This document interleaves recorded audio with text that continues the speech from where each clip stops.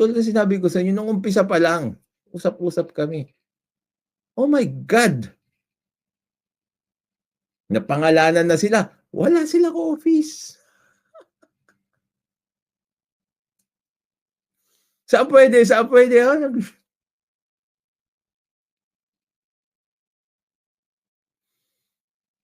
Paano, may staff ba tayo? Ako ba? Kukuha ba ako ng sarili kong staff? Mag-iimbestay ba?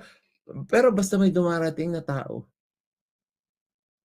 May executive director na, tapos may mga tao, may mga lawyers daw, may mga ganito. Magugulat ka na lang. Goodness.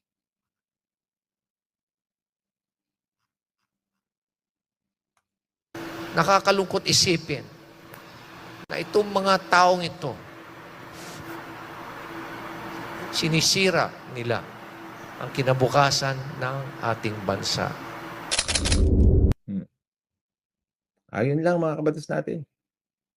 Like I told you, please, if you can share this, para doon sa mga tao na naglalabas ng propaganda. Parang awa nyo na mga kabatas natin.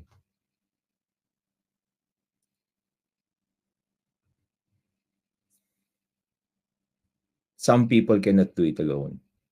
Some people cannot do it by themselves. We have to help. Everybody has to help. For sure, aatakin si Mayor Magalong ngayon at nangyayari na. Nakita nyo na si Attorney Claire Castro.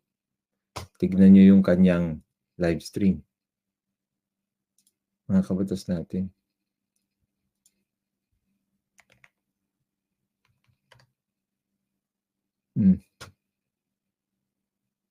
Tignan nyo yung live stream ni Attorney Claire Castro.